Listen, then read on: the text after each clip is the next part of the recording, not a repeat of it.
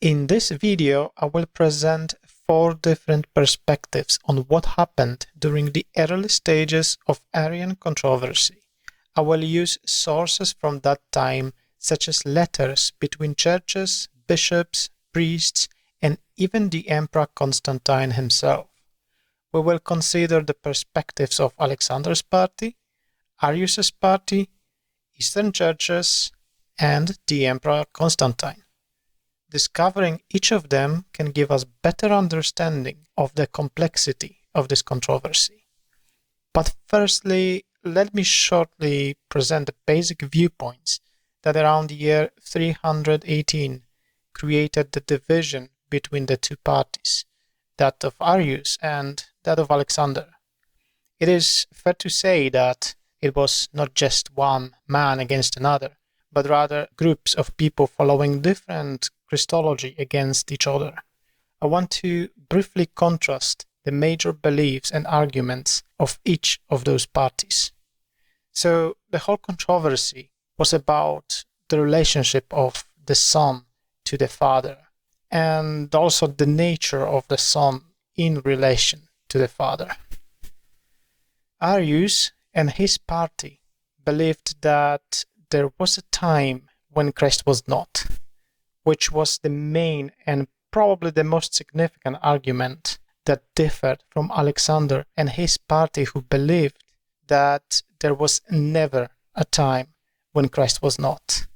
For Arius, the Son had a beginning, but not for Alexander. Arius argued that the Son was not equally eternal with the Father. That did not resonate with Alexander, who strongly believed that the Son is co-eternal with the Father. For Arius, the word begotten means created. Alexander, however, argued that begotten does not mean created and strongly separated these two terms. When Arius described the creation of the Son, he used the phrase out of nothing, meaning the Son was created from nothing, which met opposition from Alexander, who said the Son comes from the Father. Finally, Arius claimed that the Son is subordinate to the Father. Alexander's Christology did not include subordination, and he believed the Son to be equal to the Father. So those are the main differences that created a long-lasting controversy, disputes, and divisions among clergy and lay people. Let's move on and look into the first perspective on the controversy that I include in this video. The first one will be that of Alexander of Alexandria and his party.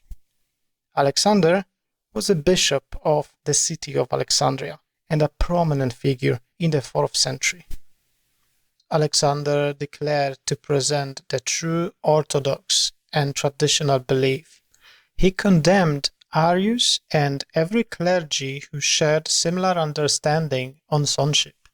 For Alexander, it was important to preserve the holiness and purity of the church, and therefore he excommunicated from the church and expelled from the city all of his opposition. Alexander, in his written conversation, insisted that the Son's relation to the Father is a mystery beyond human intellectual capacity, and it's ungodly to even talk about it. He believed the mystery can not be unveiled by mere humans and should be left alone as a secret, only for the Son and the Father to understand. He said Arius and those who share his beliefs are lawless men, worse than demons, and even called them Antichrist. Alexander was aware of Arius and his party meeting bishops from other cities and participating in church activities.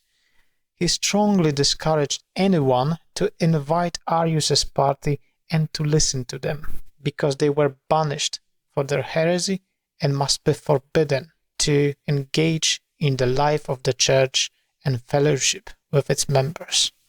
He also claimed that the documents from other bishops supporting Arius are fake and only contribute to spreading heresy. To Alexander, Arius was a threat to the purity of the Catholic Church. He wanted other bishops to also condemn and exclude Arius's party, so that the heresy does not spread anymore. He believed that all true Christians share his Christology. At the Council of Nicaea in 325, he found his support among the bishops and the Emperor Constantine himself. It was the biggest win for Alexander and his beliefs. For him, it was the key moment the truth overcame heresy, which resulted in the council banishing Arius. However, before I move to the Council of Nicaea, let's consider the second perspective on the whole controversy, the perspective of Arius's party.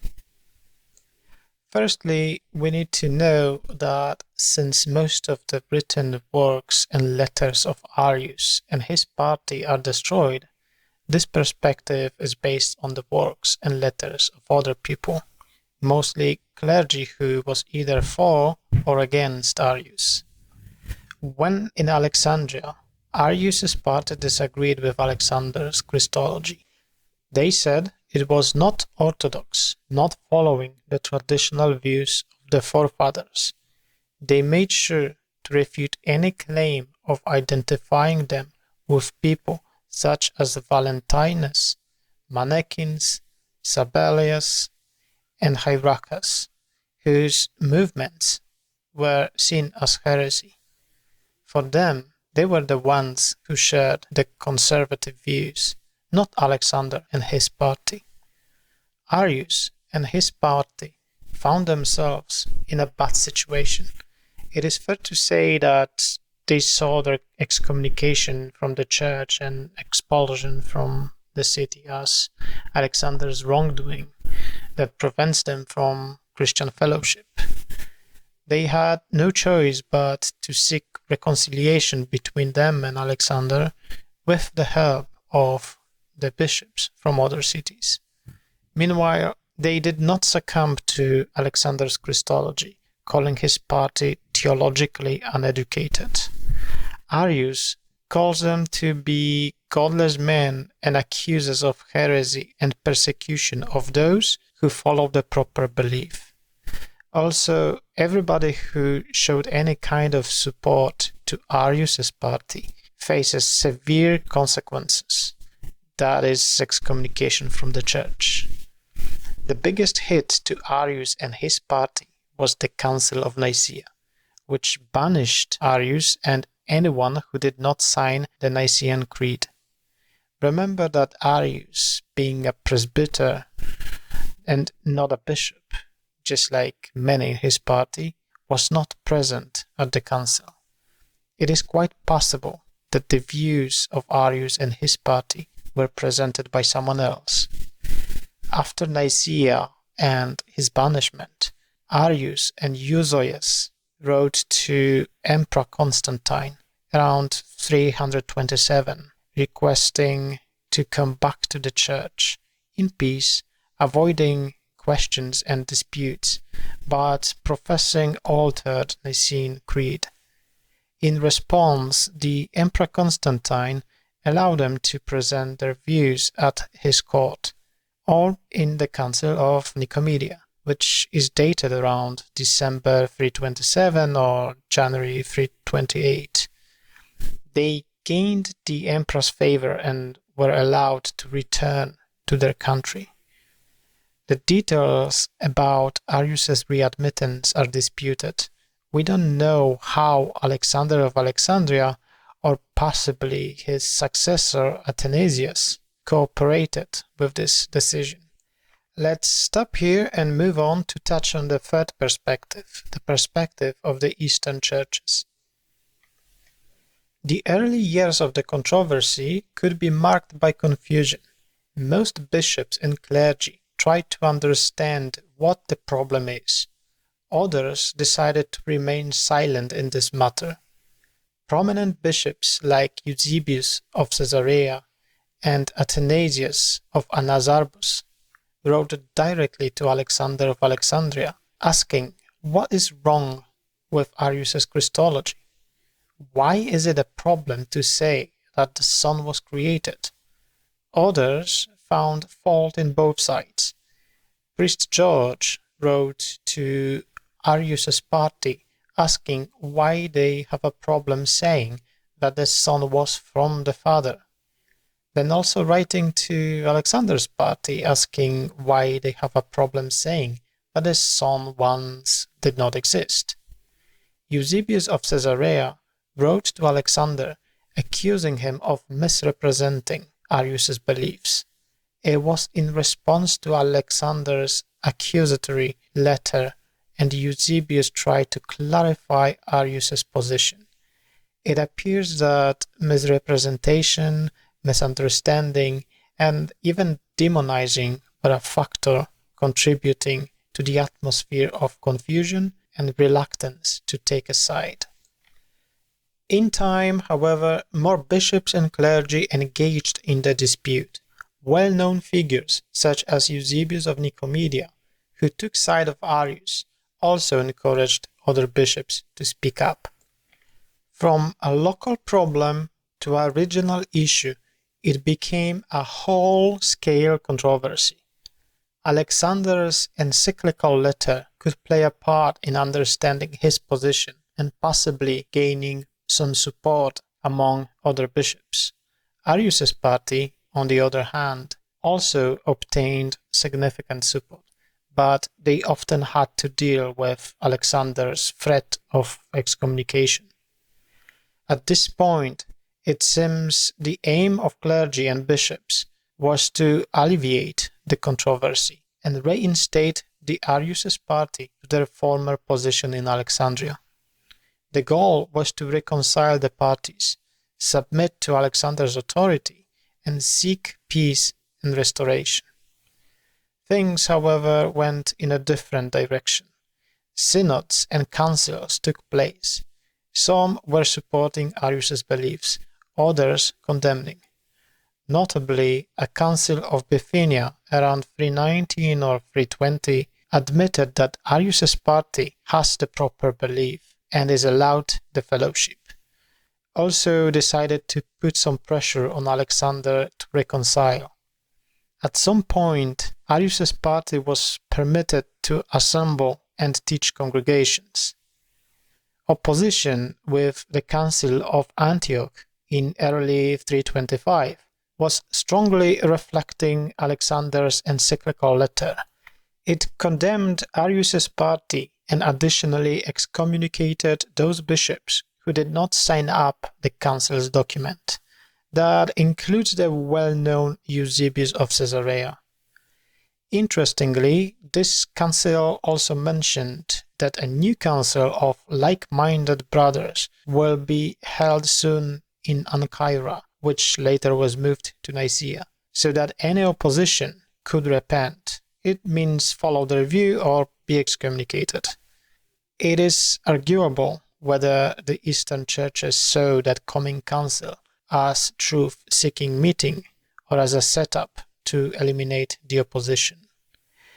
It is also worth mentioning that some bishops did not intend to take the side of Arius, but rather saw a threat in Alexander's way of thinking. And that was prominently expressed after the Council of Nicaea, and even more after the death of the Emperor Constantine. The Council of Nicaea did not solve the problem, but rather caused further turmoil within the Eastern churches. Anyway, we will come again to the Council of Nicaea when considering the last perspective, and that is the perspective of the Emperor Constantine. Constantine was focused on preserving unity within his empire. He wanted all churches to speak in one voice without quarrels and divisions. Constantine described the problem as one person asked a wrong question and another gave a wrong answer. In his letters, he wasn't asking for what is true and what is false and why, but rather he strongly urged Arius' party and Alexander's party to stop, as he said, foolish and meaningless quarrel. For him, it was a fight over semantics, but of no real importance. It could bring nothing good but divisions, which he did not want to see. However, as time passed, more and more people were excommunicated, including some prominent bishops and key figures. For this reason, Constantine, for the first time in history, decided to summon church leaders from around the empire to the Council of Nicaea.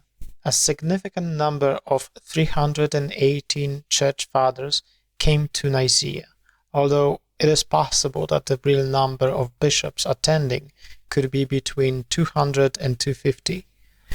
The controversy between Arius and Alexander was a major issue of the council.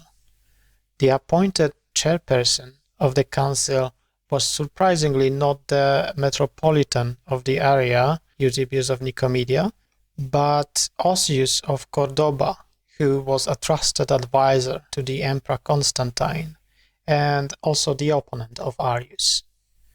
At the council, the bishops came up with a creed condemning Arius's beliefs, and everyone was expected to sign it or to be excommunicated and exiled. We don't know the conditions under which the bishops signed the creed, but we know that nearly everyone did it.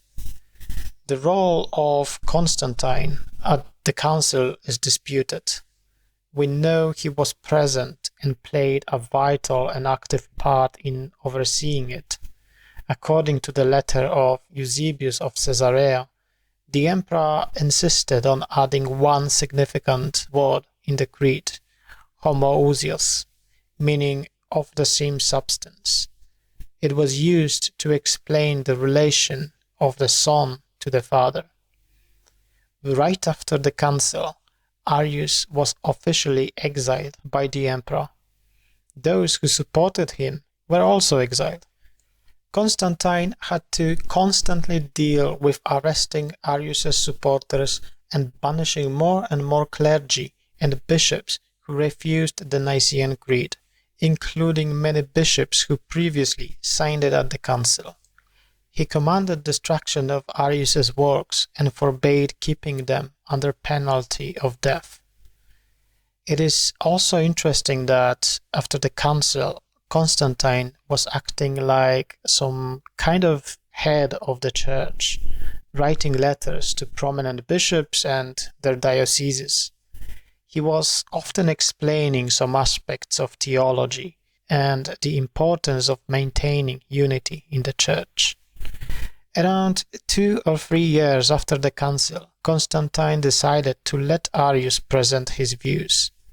This decision was most likely made due to the quantity of petitions he received asking to bring Arius and his party back to fellowship. There were still voices of concern about Arius's beliefs not being fairly represented at the council. After Arius himself presented his views and signed a slightly different version of the Nicene Creed, the emperor decided to restore him to his previous position in Alexandria. Constantine wrote letters urging Alexandrians to bring back Arius to fellowship. But as we know, Arius died before coming back to Alexandria. After the death of Constantine, the tides have changed. Arius's way of thinking became more dominant until the next ecumenical council in Constantinople in 381, which was summoned by the Emperor Theodosius. But that is a story for another time. I hope that in this video I managed to show the complexity of the Arian controversy. Each of the presented perspectives gives us a better picture of what happened in the early 4th century. If you found it helpful, please like the video and see you next time.